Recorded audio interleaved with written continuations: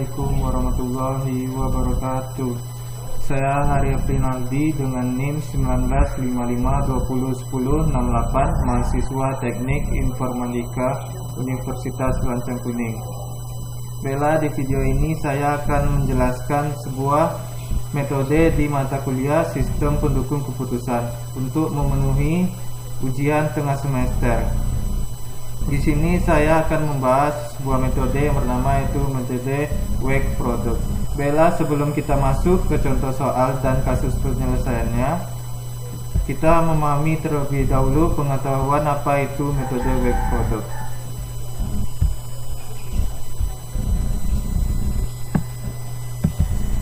Metode Wake Product atau biasa disebut WP merupakan salah satu metode yang sederhana dengan perkalian untuk menghubungkan rating atribut, di mana setiap rating tersebut harus dipangkatkan. Berarti nanti dipangkatkan dengan bobot relatif yang sudah kita cari.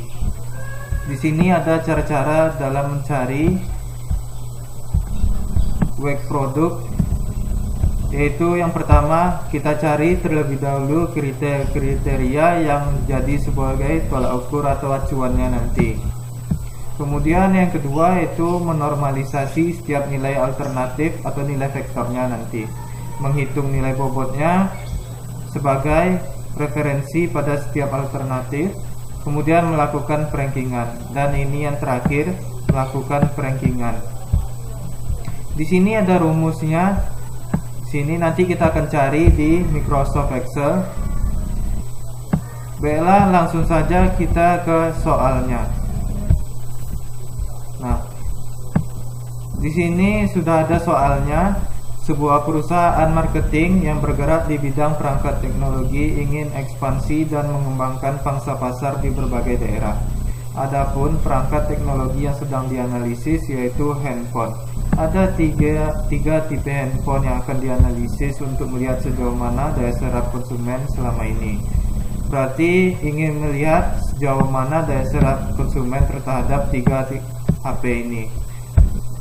Lakukan perankingan pada masalah tersebut dengan menggunakan metode WP, kemudian menggunakan Microsoft Excel. Sini saya sudah mencari tabel kriteria yang menjadi acuannya, yaitu yang pertama harga dari HP tersebut bagaimana, kemudian kamera, memori, berat, dan keunikannya.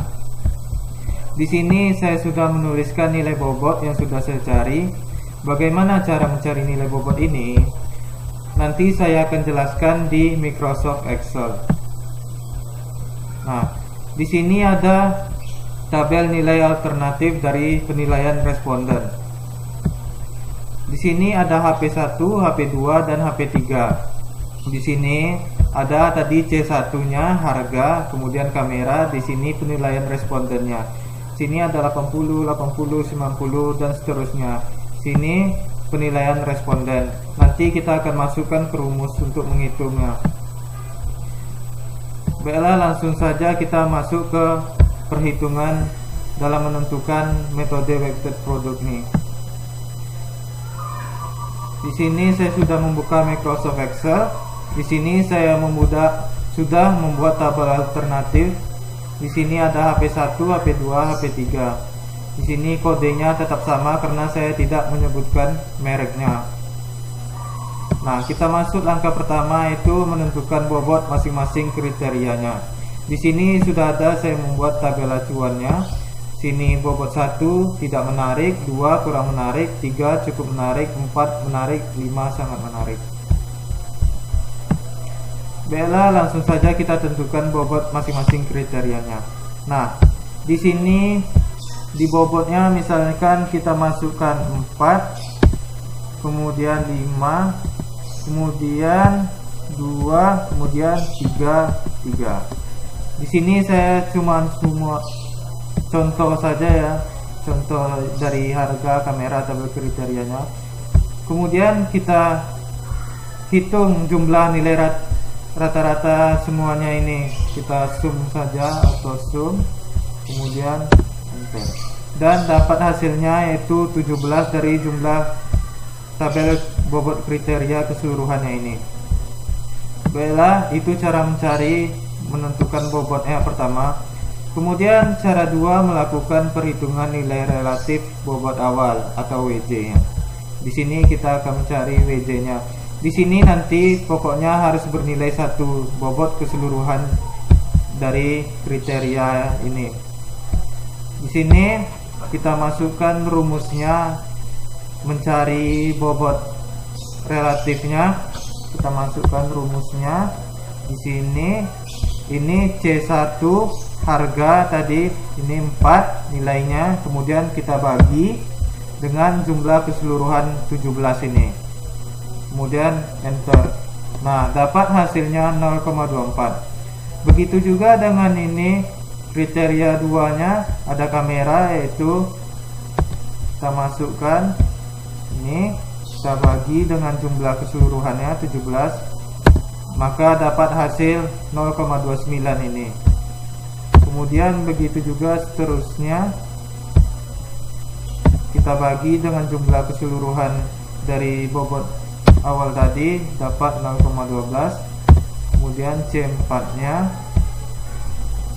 kita bagi dengan jumlah keseluruhannya 17 dan dapat hasilnya 0,18.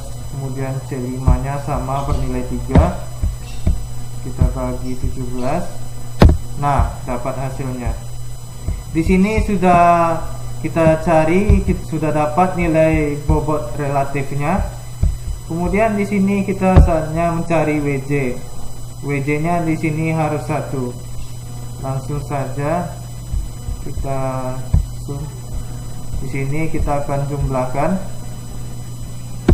Nah, dapat bernilai 1. Berarti di sini mencari nilai relatif bobot awalnya sudah selesai. Sudah dapat ini 0,24, 0,29, 0,12, 0,18, 0,18. Kemudian di langkah ketiga apa selanjutnya? Kemudian kita membuat matriks perbandingan alternatif dan kriteria. Nah, di sini kita menghitung nilai dari ini kriteria penilaian responden tadi, kemudian kita pangkatkan sesuai dengan cara mencari metode weighted product tadi yang sudah saya jelaskan di awal. Kemudian di sini kita masukkan sesuai penilaian responden tadi, misalkan C1-nya 80 untuk HP2, kemudian 90. Kemudian di C2-nya 70, kemudian 80, kemudian 70. Di C3-nya ada 80, 70, 80. Kemudian di C4-nya 70 semua nilainya. Kemudian di C5 90, 90, kemudian 80. Nah, di sini sudah kita masukkan penilaian dari responden tadi sesuai dengan kriterianya. C1-nya HP1 gimana, HP2 dan HP3. Sekarang saatnya kita pangkatkan. Di sini kita masukkan nilai bobot relatif awal tadi terlebih dahulu. Sama caranya kayak tadi, kita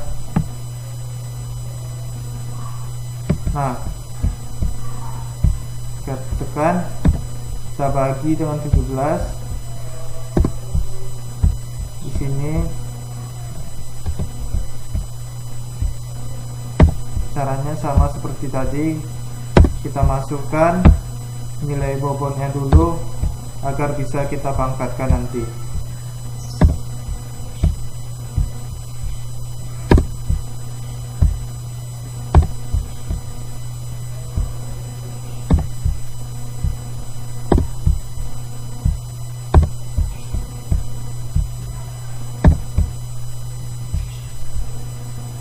Nah, di sini sudah saya masukkan nilai relatif bobotnya agar untuk kita pangkatkan dengan nilai alternatif dari penilaian responden ini. Bagaimana caranya?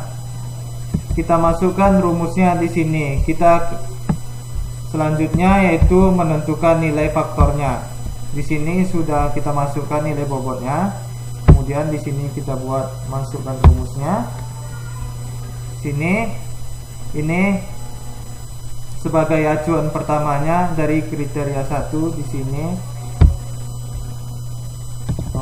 Kita buka kurung dulu, kemudian baru kita pangkatkan dengan 0,24 ini HP1 kriterianya kita pangkatkan, kemudian kita masukkan bobot relatif awalnya tadi, kemudian kita tutup kurung, kita kali, kita buka kurung lagi, kemudian di kriteria 2 lagi di 70, kemudian kita pangkatkan dengan nilai bobot. Di sini kita tutup kurung, kita kali, buka kurung, sini kita pangkatkan dengan nilai bobot C3 nya, tutup kurung, kita kali, kita buka kurung, kemudian kita pangkatkan lagi dengan nilai bobot C4 nya, kemudian kita kali, kita buka kurung, dan yang terakhir ini di kriteria 5 C5 nya kita pangkatkan, kemudian kita pangkatkan dengan bobot tadi, dan dapat hasilnya ini 76,7 sekian ya. Ini sudah kita cari tadi, kita pangkatkan nilai kriteria ini dengan bobot relatif awalnya. Cara mencari di HP2 dan HP3 pun sama, kita tinggal memasukkan rumus yang sama kayak tadi. Kita pangkatkan di HP2 80, kita pangkatkan dengan nilai relatif bobot C1 nya, kemudian kita tutup kurung, kita kali, kita buka kurung, 80 kita pangkatkan dengan 0,29, kemudian kita tutup kurung, kemudian kita kali, buka kurung lagi. Sini C3 HP2 nya ada 70, kemudian kita pangkatkan dengan 0,12 di C3, kemudian kita kali 70, kita pangkatkan lagi dengan nilai bobot C4 nya, tutup kurung, kemudian kita kali, buka kurung lagi, kemudian terakhir C5. Nah, dapat hasilnya 78,5 sekian. Kemudian kita mencari HP3, kita pangkatkan lagi nilai kriteria di HP3 nya 90, kita pangkatkan dengan 0,24, kemudian kita kalikan, buka kurung lagi, kemudian 70 kita pangkatkan dengan 0,29, kita kali, buka kurung, sini di HP3 kita pangkatkan dengan 0,12, nilai bobot relatifnya di C3 70.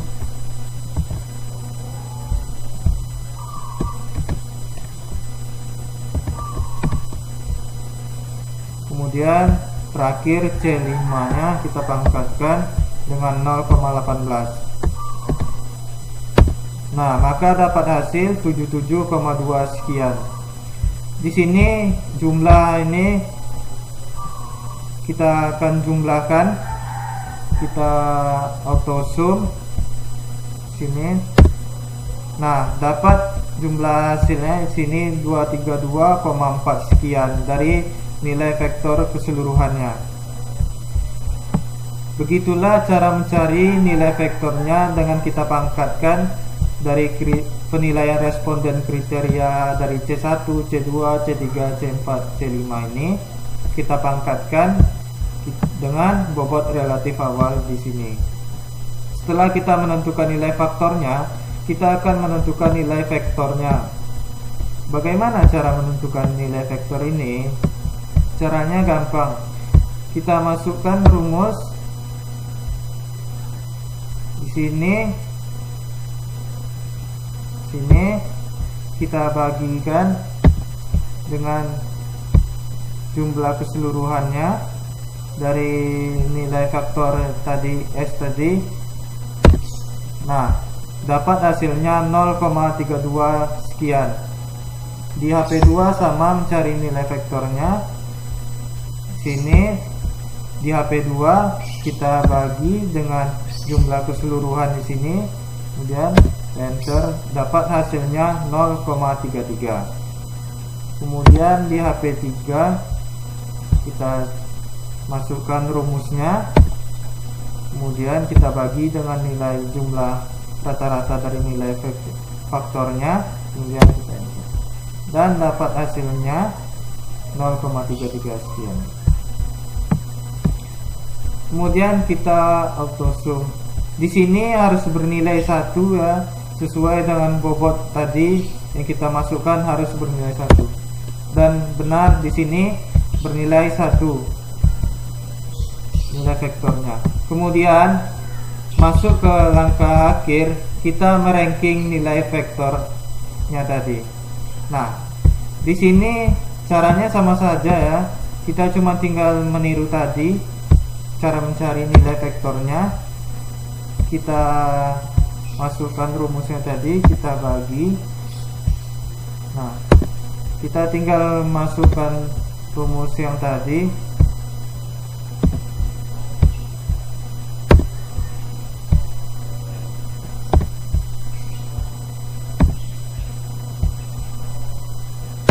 Nah, sudah kita masukkan tadi nilai vektornya ini. Nah, baru kita sini dapat menarik kesimpulan dengan melakukan perankingan ini. Di sini yang paling tertinggi yaitu jatuh pada HP2 itu dengan nilai 0,33,7 sekian. Di sini berarti HP2 mendapatkan ranking pertama atau ranking 1. Kemudian dari HP3 mendapatkan ranking 2 dengan nilai 0,3322 sekian. Nah, dan di sini yang terakhir ranking 3 itu HP1 dengan nilai vektor terendah 0,32. Kita masukkan di ranking 3. Nah, di sini sudah dapat hasil akhirnya. Kita melakukan perankingan setelah mencari tadi dari semua nilai vektornya. Dari awal kita menentukan bobotnya dulu, kemudian nilai bobot relatifnya, kemudian setelah itu kita membuat perbandingan alternatif dan kriterianya dari penilaian responden tadi. Kemudian kita menentukan nilai faktornya dengan memangkatkan nilai kriteria ini dengan nilai relatif bobot awal. Setelah itu menentukan nilai vektornya, meranking itu hasil akhirnya, dan dapatlah di sini ranking 1 HP2. Berarti sesuai soalnya tadi di sini. Nah, ada 3 tipe handphone yang akan dianalisis untuk melihat sejauh mana daya serap konsumen selama ini terhadap handphone tersebut. Maka di sini, nah, di sini daya serap konsumen itu yang paling tinggi yaitu di HP2. Berarti nilai pasar di HP2 itu banyak penilaian responden yang baik. Sementara yang paling rendah yaitu HP1, berarti penilaian responden jelek dan berarti HP tersebut kurang laku di pangsa pasar tadi. Baiklah, sekianlah cara mencari perhitungan menggunakan metode vektor produk atau WP dari saya. Apabila ada kesalahan mohon dimaafkan. Wabillahi taufiq wa hidayah. Wassalamualaikum warahmatullahi wabarakatuh.